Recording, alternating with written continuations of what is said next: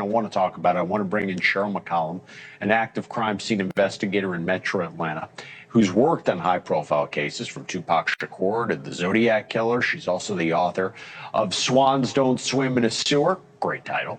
John Bueller, retired detective who famously investigated the disappearance of Lacey Peterson. It's great to have you both here. Cheryl, I'll start with you.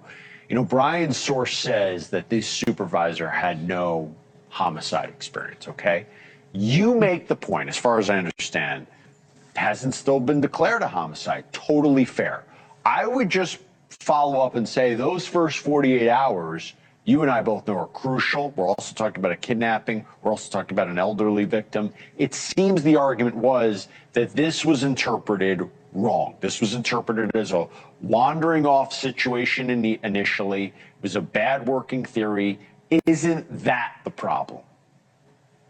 Jesse, you and I have talked, and I have been very clear. This didn't come from some trashy tabloid or a podcast full of guesses. It came from a former special agent with the FBI. These comments were made on the record to a major national news outlet. 7 words. The plan was not to hurt her. If you take those words seriously, and you absolutely should, it completely redefines everything we thought we knew about Nancy Guthrie's disappearance. Because here is the hidden meaning behind those 7 words. They imply that whoever arrived at that residence on the morning of February 1st, 2026, didn't intend to kill an 84-year-old on her doorstep. They showed up with a specific, controlled strategy. A complex plan with a clear structure, a beginning, a middle, and an intended conclusion. They had already mapped the whole thing out in their mind. But somewhere between the start of that operation and the discovery of Nancy's blood on her porch, the plan fell apart. This breakdown is exactly what this video explores. Forget about the ransom demands. Ignore the Bitcoin, the DNA, the backpack, or the thousands of hours of video being analyzed. This story focuses on the one irreversible split second that turned a managed situation into a violent crime scene, and one of the biggest federal probes in recent history. And there is a specific name for that moment. She recognized him. Stick with me, because we are going to reconstruct this from the ground up, using behavioral patterns, the physical evidence, and the professional opinions of people who have spent their careers solving these exact types of crimes. By the time we're finished, you will have a completely different perspective on this case. Let's look past the blood and the mask for a moment. Let's focus on the one question that hasn't been taken seriously enough yet. What was the intruder's original goal? Not what actually happened, but what was the design? What was the objective when he approached that house in the dark on that cold February morning? He was covered head to toe in clothing meant to leave zero physical evidence behind. He had a backpack, a gun, and a mask that hid everything but his eyes. Here is the reality regarding premeditated violence. It typically doesn't look like this. Premeditated hits are direct. You don't need a mask to hide your identity if that identity is irrelevant. That detail only carries weight if the victim survives to eventually give a statement. A calculated strike doesn't require luggage because a pack suggests an intent to haul something away. Premeditated brutality lacks the meticulous, organized mindset of a person who has mapped out every potential disaster. Strategic assault hits fast and exits faster. That entryway on the morning of February 1st was not moving quickly. It evolved. It possessed layers. The setup mirrored an architecture meant to seize a living soul and utilize them as a bargaining chip. In such a mission, the victim's physical health is never some minor detail. It represents the fundamental reasoning of the entire operation. The captive must be alive to retain value. They must be healthy enough to serve as collateral. The subject must remain in a state that keeps the trade, whatever deal the kidnapper planned, worth finishing. You don't script a plan around a living hostage only to harm them on the doorstep. Wounding the target at the door is what happens when the strategy collapses. Retired federal investigator Andrew Bringwell studied this file, the video evidence, the sequence of events, the physical crime scene, the ransom demands, and told Newsweek something that has received far less scrutiny than it deserves. He stated, "The individual intended to snatch Mrs. Guthrie, but the situation spiraled. Conflict erupted and she was wounded but didn't die. Think about that. This isn't just a relative speaking from a place of deep pain. Andrew Bringwell spent his professional life at the Bureau tackling cases of violent abduction. His formal, expert conclusion is that the goal was a kidnapping. Not a killing, not a battery, but a snatch. A managed capture with a motive beyond the violence itself. Then, everything fell apart. He mentioned one other detail that is just as vital. If murder was the objective, he could have finished it with the weapon he carried. He was armed. The piece was hot. It was ready. And Nancy Guthrie was 84 years old, living by herself, ambushed in the dark of morning. Had killing her been the aim, doing so on that porch would have been simple. He chose not to. That specific choice, or rather, the lack of that action, is a primary focal point in this entire investigation. The brutality that transpired wasn't the violence of a hit.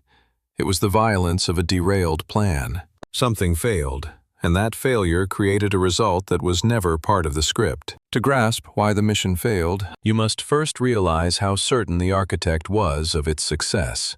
That security video isn't merely proof of a felony. It's a behavioral profile, a window into a man's psyche just before everything broke. Observe it from that perspective. Former federal agent Brianna Fox explained her findings to CNN using very specific and intentional words. He practically strolls up like he owns the property. She noted a total lack of fear about being caught and a certain cockiness that he would pull this off. That isn't some random comment. Strolling suggests a lack of urgency, a complete absence of panic. He moved like someone who had already played the whole scene out in his head and saw absolutely zero reason to worry. Andrew McCabe, a top-tier law enforcement expert over at CNN, and, once the second in command at the FBI, he studied that exact same video and hit on the same truth from a totally unique perspective. Fixing his eyes on the weapon the guy had strapped right to the middle of his waist for everyone to see, McCabe didn't mince words, saying, "Zero chance anyone with a badge or a combat background would ever pack heat in a rig like that." The way he is carrying that piece says a lot about his real intent. Putting a gun on full display is about intimidation. It is how you prove you are not playing around. It is meant to make people realize that giving in is their only logical move. You carry it to force compliance, not to start a shootout. That setup was not meant for a fight. That weapon was strictly for show. Its only job was to make sure the victim saw it, knew fighting back was useless, and just did what they were told. The firearm was just a stage prop for a script he expected everyone to follow perfectly. Weaver Bachman, a seasoned pro in crime scene forensics out of Tucson, after 26 years investigating for the Pima County Sheriff Department, he broke down the tape and focused on how the guy walked up. In his own words, he was not trying to be quiet or even slightly careful. Honestly, he was acting borderline arrogant about it. He pointed out that the guy did not seem to care about any security systems at all, just strolling right up to the entrance. Then he spotted a major detail from a forensic standpoint. Every bit of skin was hidden. He had on a mask, gloves, a coat, trousers, and full shoes. Here is how Bachman read the situation. The guy gear is designed to leave zero physical evidence behind. He clearly knows exactly how crime scenes work. Look at that mismatch. Obsessing over DNA evidence while acting totally relaxed reveals exactly how confident this person really felt. He spent a lot of time worrying about what he would leave behind once he was gone, but he did not give a second thought to things potentially going south while he was still inside, which suggests that in his mind, nothing was ever going to go wrong. The victim would just listen. Everything would go according to plan. He was totally unready for the reality that hit him. Now, let us look at the clock, because the timing of all this is where the facts become undeniable. Sheriff Nanos verified the official sequence of events, and it goes like this. Nancy Guthrie front door camera went dead at 1:47 a.m. Another camera sensor picked up someone moving on the lot at 2:12 a.m. But we do not have footage since Nancy had not paid for a cloud storage plan. At 2:28 a.m., her heart pacemaker lost its link to her phone. The time between that camera being cut and her heart monitor failing is about 41 minutes. A former high-ranking FBI criminal profiler and supervisor named Jim Clemente mentioned to Fox News that no matter who the guy was, being inside that house was going to leave a trail he could not hide. The interior of a home holds on to evidence much better, Clemente explained regarding the forensics. Wherever he stood or touched, That is where the proof will be. Then he made a point that strikes at the very center of this whole timeline. If the plan was a quick in and out, then he completely messed up. It suggests he had a different motive, or maybe he just had to scramble after something did not go as expected. Let us dive into exactly why those 41 minutes are so incredibly significant. When the goal involves snatching someone from their residence to secure a payoff, your success hinges entirely on moving with lightning precision. With each passing moment on site, you risk a bystander glancing through their curtains, or a random driver cruising by the property. Unnoticed security lenses might be capturing your every inhalation, biological traces, and stride. Evidence accumulates as the clock ticks. An expert-level grab happens in a heartbeat. You should be gone in moments, not 41 minutes. Clemente highlighted an overlooked detail. The perpetrator failed to hide their face or mouth. We are perpetually leaking genetic material just by breathing. For the duration that person lingered within those walls, he dropped physical clues that will likely lead straight to him. Spending 41 minutes breathing openly at a target site contradicts any notion of a seasoned operative. How does one fill 41 minutes? That is far too long simply to remove an 84-year-old woman.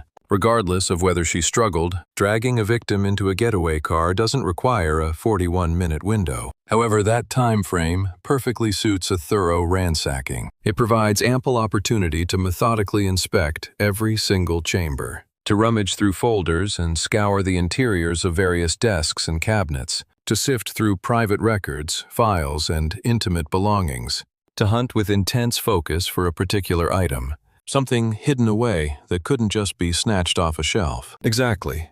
Local efforts. JR is on the case. Help us find Nancy Guthrie. Let's get her back.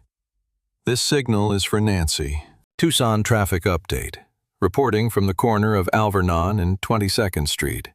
A few people gathered. That familiar face is from the Arizona Searcher Network. A handful of helpers are standing by with placards. Return Nancy safely. Bring her back. Let's bring Nancy back to her family. Has anyone seen Nancy Guthrie? I appreciate the turnout. Correct.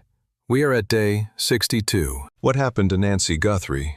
People are out searching here, raising community visibility for Nancy's disappearance. An 84-year-old snatched from her Catalina Foothills residence before dawn on February 1st, 2026. The mystery remains, with no clues regarding the getaway car. Ex-FBI operative Jim Clemente took it a step further, suggesting to Newsweek that police must vet everyone even loosely connected to Nancy. Everyone from the home maintenance crew to the gardeners, the pool guy, repair technicians, or those making deliveries, or even her rideshare drivers, as any interaction could have revealed that she stayed by herself and was an easy target. It was likely someone familiar with the layout, a person whose agenda exceeded merely abducting a senior for cash. If money were the sole aim, staying 41 minutes would be a reckless and massive gamble. But there is another dimension to this. Over several weeks, authorities stayed silent on whether anyone had actually broken into Nancy Guthrie's house. The sheriff and his team avoided saying if any entrances or deadbolts showed signs of tampering. Legal experts pointed out that this tight-lipped approach, this refusal to clarify the simple detail of how the killer gained access, hinted that the way he got inside was highly unusual. If nobody actually forced their way in, if every window and hinge remained intact, it means that door was opened from within. Johnny Grusing put the theory forward quite bluntly. Could the intruder have been ringing the bell or rapping on the wood to lure Nancy out, hiding from the lens so she'd unlock it out of curiosity without spotting a disguise? Should that be what happened, Grusing argued that burglary likely was not the main motive. Picture the scene. An 84-year-old lady, 2 a.m., a sudden knock at the front. The lens is blocked. She has no idea who is standing there. The latch turns, and then violence spills onto the steps. That face covering served a deeper purpose. Within the framework of a kidnapping meant for ransom, the disguise functions as a vital pillar of the entire operation. Realizing its true function reveals why the whole situation spiraled when things went sideways. During a calculated hostage situation, ensuring the victim never identifies the culprit is the only way to escape cleanly. Had Nancy Guthrie been snatched, stashed away and the payoff made, Her freedom hinged on her not recognizing her captor. That mask secured the endgame. It did not just hide a face. It safeguarded the getaway. It was the tool ensuring no evidence would ever lead back to the mastermind once it ended. Remove that one shield, and the whole scheme falls apart. If she can name the person who took her, she is never going home. A witness who recognizes her kidnapper will call the cops the moment she is free. And that single report spells the end for the criminal. Letting her go or bargaining is off the table. A smooth exit is no longer possible. Every strategy relied on her remaining in the dark about who was there. The covering was not for concealment. It was meant to preserve a life after the crime. So, if that disguise fails, the safety it promised vanishes immediately. That is the critical weak point. Fabric hides features, but it cannot muffle a voice. It fails to hide a physique, or a stance, height, and gait. It cannot mask the unique physical patterns that a friend recognizes instinctively. Subconscious quirks remain visible, like how someone leans while waiting, or a specific head tilt. These traits are as distinctive as prints, but much easier to spot. Anyone who has known them for years would pick up on these cues. Nancy Guthrie was a fixture in the Catalina foothills for a long time. She was active in her congregation. Her neighbors had lived beside her for just as long. She built up deep connections over dozens of years in that small, cozy neighborhood. If the visitor at her door was a familiar face she had encountered or talked to before, someone living nearby or part of her family's social circle, then no disguise would ever be enough. And not just because it slipped out of place. Certain individuals simply cannot hide their identity from those who truly know them. A person's voice is impossible to hide. You cannot disguise the specific rhythm of a person's breath. You cannot conceal the unique physical presence of someone you have spent years around until recognizing them is just an instinct. It happens in a heartbeat, a silent realization that hits before you even think or look for proof. She would have caught on immediately. He geared up for basic visual ID, the surface stuff a mask usually hides. He overlooked the soul-level recognition that develops after knowing someone for a lifetime. Johnny Grusing stated it plainly. He firmly believes that whatever happened when Guthrie met the suspect, something broke down, forcing him to drag her away from her home. He suggested that maybe Guthrie called him out, sparking a total freakout. If he was close enough to track her daily habits and her medicine, her weak points, and the exact time she was home alone, and it looks like he was. Then he skipped the one vital question that would have flipped the whole script. Does she know who I am? Picture that exact second. Forget Nancy Guthrie's point of view for a moment. Her internal experience is sacred and beyond our reach, and we shouldn't try to guess it. View it instead from the mind of the person who cooked up this scheme. He walked up to that house having scrubbed every trace of himself, covered head to toe. He picked his moment, the middle of the night. That early window when an 84-year-old woman is most isolated and weak. His mental script told him, I've got this handled. I'm ready for anything. It's done. Then she heard him speak. Or she caught the way he shifted his weight, that unmistakable physical vibe she'd subconsciously learned over years of knowing him, and it cut straight through the disguise. He saw she knew him, and the situation instantly changed. Everything gets wiped clean. All the previous plans, the smooth kidnapping, the holding period, the back and forth, the payoff, the safe return, and the perfect escape where the mask worked, it all evaporates. The plan is gone. Now it's just a man stuck in a nightmare he didn't prepare for. He's trapped with a witness he can't release, and no idea what to do next. Johnny Grusing put it bluntly. I believe he got way in over his head regarding what happened with Nancy. When someone following a script suddenly loses it, they don't just calmly find a new path. They don't sit down and rationally weigh their next best move. It is pure, clinical-grade panic. The mental framework of his plan shatters, swapped for the broken, desperate reactions of a man who thinks he's out of options. Moves that were never supposed to happen. Aggression that was strictly stripped from the start to protect the edge he needed. Everything depended on that edge. Without the script, this felt like the only way. The strategy focused on one specific outcome. When reality shifted to something unexpected, he lacked the tactical depth to handle the crisis. He snapped.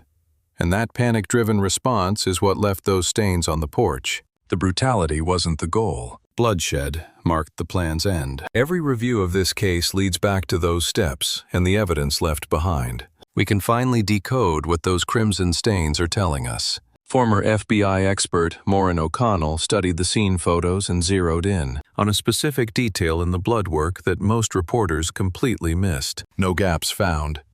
In forensics, a void is the blank spot where an object blocks the spray's path.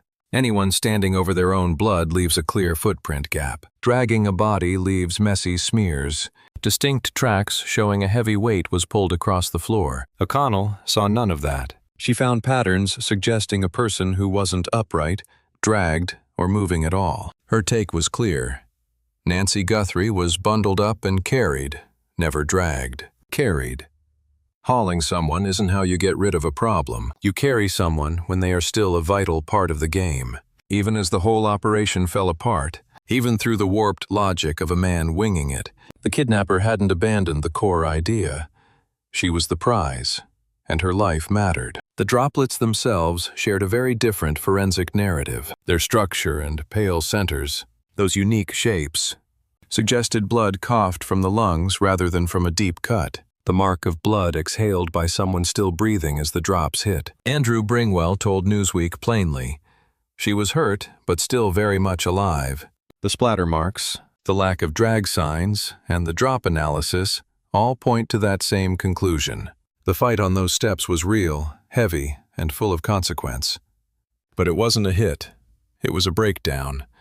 A failing scheme creating fallout. The exact disaster the mastermind had tried so hard to avoid. A woman snatched from home alive by someone who still needed her to be. Now we must look at the letters, because that is where the lie began. Several ransom demands arrived shortly after Nancy Guthrie went missing. They asked for $6 million in Bitcoin. They set a deadline of February 9th. They included very specific details. From her Apple Watch to a porch light, they looked like inside info sent to the press. TMZ. Local newsrooms and reporters. Not her family or the cops who could actually pay the money. Consider what a real ransom note is meant to do. It functions as a tactical lever. A message aimed at sparking a deal. You are holding on to something they want back. You reach out to the interested parties. You name your price. You start the back and forth. The dialogue always goes to those with the bankroll because without that, there is zero pressure. No chips on the table means the transaction never happens. You do not drop a payoff note to a gossip site. That is not how extortion works. That is nothing more than a media blast, a paper trail built for shaping a narrative, not closing a private door deal. The head federal investigator, Heath Janay, the main official running the Phoenix probe, noted that the note gave the family no way to reply.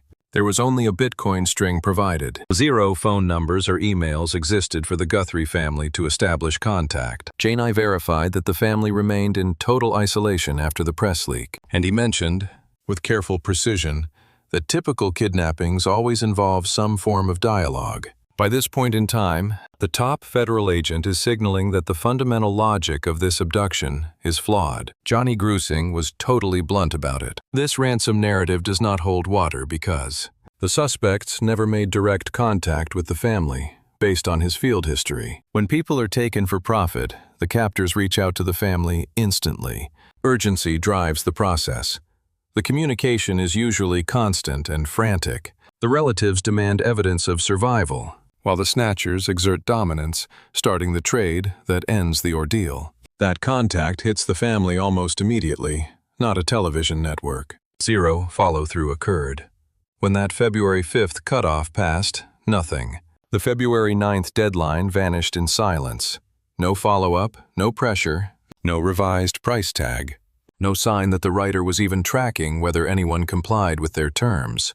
In actual abductions, a missed cutoff triggers a crisis. The kidnappers lash out. They show teeth.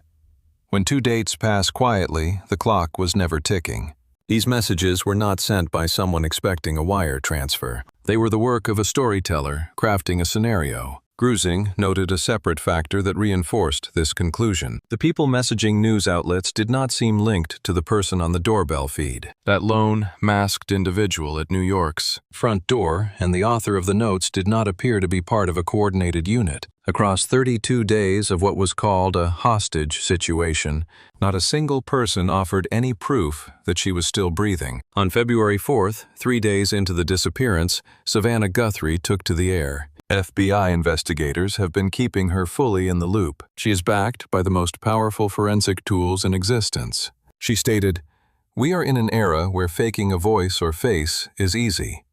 We require absolute certainty that she is alive and in your custody." 3 days into the case, a top-tier news anchor with FBI ties cannot even verify if her mother is still breathing because there is zero proof. Whoever supposedly took Nancy Guthrie never actually proved they had her in the first place. Not one call, no voice recording, no photo, not even a quick note about a secret only Nancy would recognize. In a real kidnapping for cash, showing the victim is alive is the absolute first step. Without that confirmation, you lose all your bargaining power. A family cannot really talk terms for a relative they cannot even be sure is still with us. It is not just some extra detail. It is the foundation for every single move after. That evidence never showed up. This specific gap in the evidence completely tears apart the whole kidnapping theory. Sheriff Chris Nanos put Nancy Guthrie's health issues right at the heart of his public updates from the very first time he spoke to the press. He was blunt and urgent about it. Nancy needed heart medication every single day. Missing even one dose could put her life in danger within 24 hours. He even alerted every local pharmacy to watch for anyone trying to fill her specific prescription. He viewed that tight medication window as the most critical threat in the whole ordeal. 24 hours. She vanished early on February 1st, yet the ransom was due 8 days later on February 9th. Now, look at those ransom notes alongside her actual medical needs. Did either one of those messages mention Nancy's heart problem? No. Did they promise she was getting her pills? Not at all. Did any message from any source indicate the captors knew or cared about her cardiac health? Absolutely not. The people who supposedly snatched an 84-year-old woman for $6 million, who knew weird details about her Apple Watch and lights, somehow had zero plan to keep her alive. Former police lieutenant Michael Gould, the guy who started the NYPD's K-9 unit, looked at these cold facts with a sharp investigative eye. He told the Mirror US that considering Nancy's age, her need for meds, the signs of a struggle, and the total lack of proof of life, things looked grim. Most likely, she passed away within 72 hours of going missing. 72 hours after February 1st lands on February 4th, 5 days before the ransom was due. If he is right, and the medical facts definitely back him up, then here's the truth about February 9th. It was a fake deadline set by someone who already knew Nancy Guthrie was gone. That date was just a distraction to make it look like a live kidnapping, while the police were still trying to figure out the basics, forcing them to burn resources on a rescue mission for a ghost. It kept the press fixated on a payout that was never going to happen, stalling the moment when detectives would stop looking for her and start asking what really went down. When February 9th came and went without a peep, that silence was not because a kidnapper got cold feet. It was the silence of someone who did not need the kidnapping lie anymore. The story had already done its job. The actual question is, the truth of that night lay hidden beneath a failed digital extortion plot that was destined to lead nowhere. Scrambling during a crisis steals your time. Making things up as you go leaves too many sloppy mistakes. It sparks the kind of strange habits that catch the eye of people who know you best, those who see you every day, who are already starting to notice. He is forced to fake a normal life for his inner circle, while a private nightmare grows worse every week. Carrying that kind of mental and soul-crushing pressure is massive. Eventually, people snap. They let secrets slip when they should have stayed silent. Their actions force those close to them to take a second look. Johnny Grusing told Fox News Digital clearly, "The Bureau is hunting an amateur, not a pro. Not a veteran criminal who pulls off jobs without a single hitch. A guy who dived into the deep end. Since February 1st, he's been suffocating under a giant investigation, following the news, making frantic choices under stress that leave a different trail than a well-planned crime would. The Bureau knows it." Grusing stated his belief that Savannah Guthrie's public statements were likely, shaped by federal profilers to rattle the specific psychology of this amateur suspect.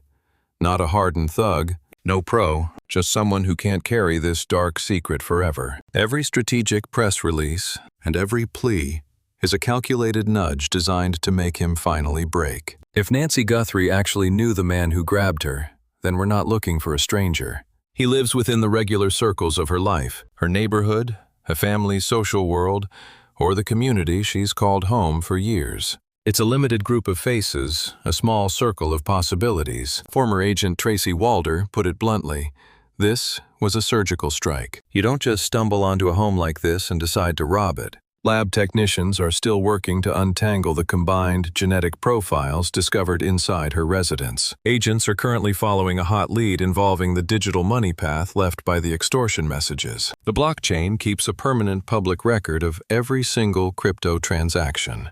Those clues never fade. Investigators are still sifting through thousands of hours of security footage from that night in Catalina foothills. Detectives have returned to the area to ask fresh questions, seeking lists of tradespeople or laborers who were working nearby in the weeks before she vanished. This case is gaining serious momentum. 9 weeks, a probe involving federal agents, genetic clues, demand letters, and thousands of leads reaching the top of the chain. When you strip it all away, the whole thing boils down to just 2 points. Harming her wasn't the goal. Then she realized his identity. That first point explains why she survived the initial snatch. It shows the porch was a scene of chaos and panic, rather than a calculated kill zone. It's why a veteran investigator with decades of experience reviewed the scene and realized a simple abduction went completely sideways. Why the blood she left behind suggests the specific markers of someone was still drawing breath when it happened. Why she was cradled instead of dragged, shielded in cloth instead of tossed aside, and taken rather than killed right there on those steps. That second realization is what totally wrecked every part of the original strategy. It is what shifted a quiet snatch and grab into a blood-soaked deck, a missing lady, and a national manhunt. The single factor the scheme couldn't survive, the one truth the disguise couldn't hide, the specific detail no amount of scientific cleanup or tight scheduling could ever fix, was that she would recognize the man coming for her as someone she already knew. A guy who thought he was smart enough to pull it off, ruined by the one thing he overlooked. What he knew gave him the keys to her world, her habits, her weak spots. What she knew destroyed his entire operation. It changed a victim into a star witness. It flipped a handled situation into total chaos.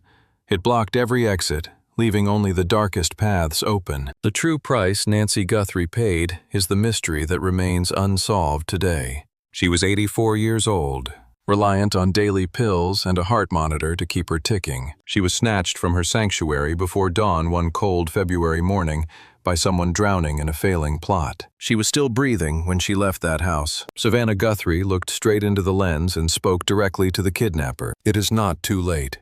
You are not trapped or alone. And doing the right thing is always an option.